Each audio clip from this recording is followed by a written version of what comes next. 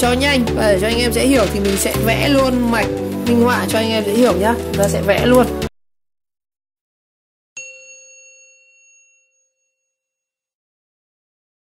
Rồi ở đây để cho nhanh và để cho anh em dễ hiểu thì mình sẽ vẽ luôn mạch minh họa cho anh em dễ hiểu nhá. Chúng ta sẽ vẽ luôn cách đấu nối như thế nào. Ở đây để cho dễ hiểu thì mình sẽ vẽ luôn minh họa trên này bằng những cái thiết bị chúng ta sử dụng đây. Đầu tiên là cái phần quan trọng nhất của cả cái gọi là cái đèn pin 1000 kV này, đó chính là cái mạch TP4056 này. Mạch TP4056 thì nó sẽ như này đúng không? Đây. Chính là cái mạch này. Ở đây thì nó sẽ có là 4 chân. Anh em để ý 4 chân không? Ao trừ này, B trừ, B cộng và ao dương. Chân. Đây, chân này là chân ao cộng này. Ao trừ này. Chân này là chân B trừ. Chân này là chân B cộng đúng không? Đó. Đây nha anh em. Đó. Thì để mắc thì đơn giản thôi. Hai cái chân B trừ B cộng này thì các bạn nối luôn với cell là cái này, chính là cái pin 18650 này. 18650 chính là pin laptop. Ok. Chỗ này anh em lắp cho mình luôn vào cái pin. Chân âm của pin thì nối về đây. Chân dương của pin thì nối về đây. Đây chính là pin nhá. Rồi. Tiếp theo đến cái phần công tắc 3 chân này. Công tắc 3 chân chính là cái công tắc này anh em. Công tắc 3 chân KCD1. Đó. Bên này chúng ta sẽ sử dụng một công tắc nữa, chính là cái công tắc D.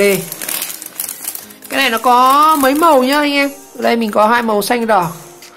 Đây mình sử dụng cái màu xanh màu đỏ này nhá. Đây công tắc 2 chân.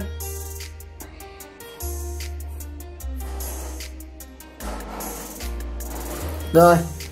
Thì một cái chân của cái công tắc 3 chân này, cái này, một chân này nó sẽ nối với một cái chân của công tắc D này. Đó, ok. Và một cái chân của cái này, chân giữa của cái công tắc 3 chân này sẽ nối với cực âm. Đó chính là nguồn âm của công tắc. Cái này thì như nào? Ví dụ khi mình để ở nấc này thì cả 3 chân này nó không chạy. Nhưng mà nếu mình gạt sang cái này thì hai cái chân này nó sẽ chập với nhau. Đó. Thì là mình gạt ở chế độ này thì cái đường âm này nó sẽ đi theo cái đường này, nó ra đây, nó chạy ra công tắc này. Đó. Còn nếu mà chúng ta để như này thì nó vào đây. Cái này nó gắn mạch, coi như là cả cái thiết bị cái mũ đèn này nó không chạy. Đó. Tiếp theo ở đây chính là cái phần đèn. Đèn này thì nó chỉ mình sử dụng luôn một cái đèn led này. Nếu anh em sử dụng mà led 1 nhân khoảng 1W thì các bạn sẽ phải đấu thêm một con trở để nó làm tăng cái tuổi thọ, giảm tải cho cái con led 1W, cái nhân 1W. Còn nếu không các bạn mình sử dụng luôn cái đèn này. Đèn này nó chạy tốt với nguồn 5V nên dư sức, cái này nó chạy ngon. Cái này nó tận là 6 led anh em. Mình mua cả cái thanh này thì nó rẻ lắm, 1.500 một cái. Thế mua cái led 1W nó gần 2.000 rồi. Mình nghĩ là dùng cái led này nó tiết kiệm hơn và nó sáng hơn rất là nhiều. Nó có tận 6 led như này. Cái led này thì đơn giản lắm, nó chỉ có âm dương này thôi. Đây, con led đây. Âm dương.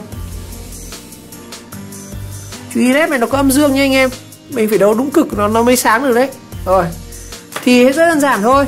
Cái chân âm của cái led này nó sẽ vào đây, vào một cái chân của công tắc này. Rồi. Và một cái chân dương của cái led này. Đâu rồi led đây. Thì các bạn đấu về cho mình cái nguồn ao trừ. Đây, đấu về nguồn ao trừ của cái mạch TP4056 này nhá. Chính là con mạch này. Đây, mạch này. Đây, đấu với chân này.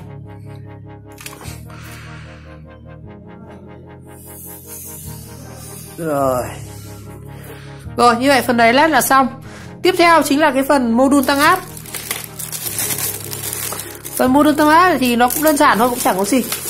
Để ý là cái module tăng áp như này, cái này chính là cái module đánh lửa của những cái bếp ga các thứ đấy ạ, chứ không phải nó đồ nguy hiểm đâu.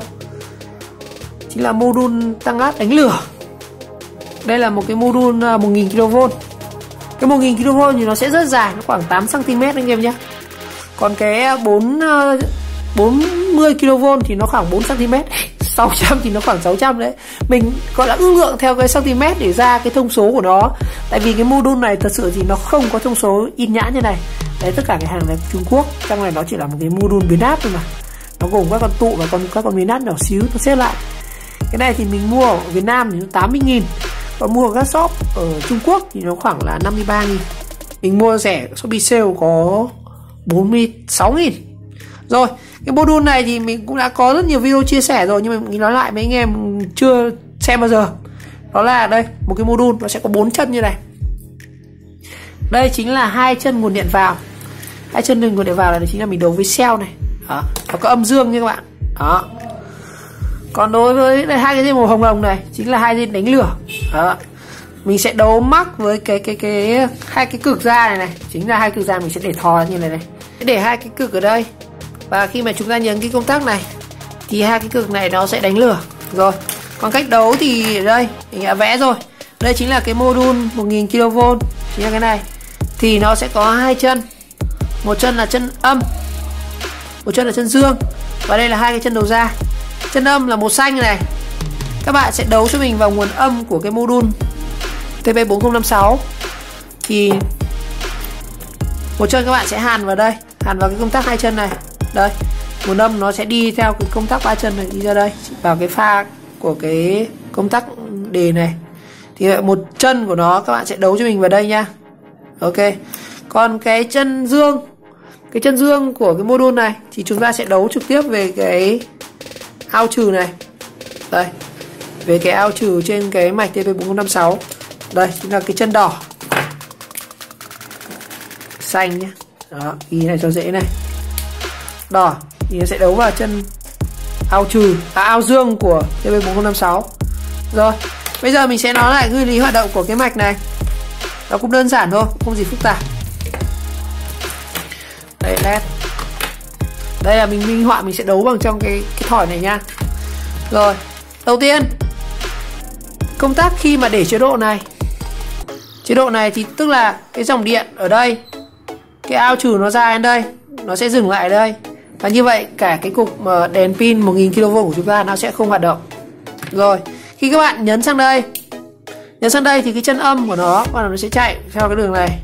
Nó đi vào đây và nó sang cái công tắc đề ở đây.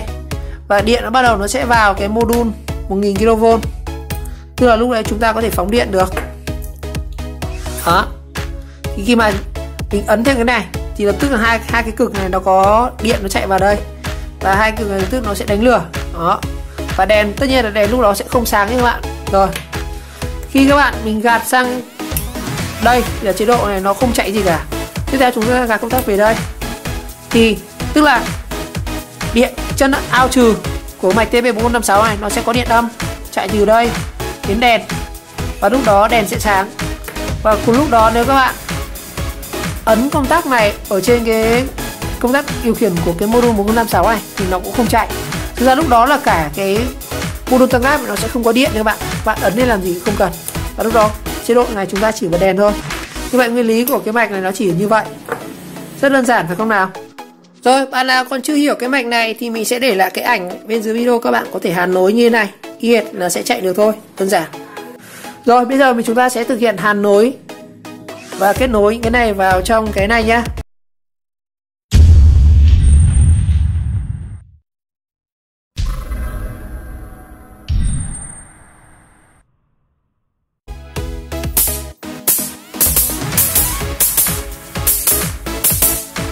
Tiếp. Đây, chế độ này chúng ta cũng không chỉ có gạt xuống dưới đây thì ấn cái này nhé. Bây giờ cái này nó chỉ chiếu đèn thôi.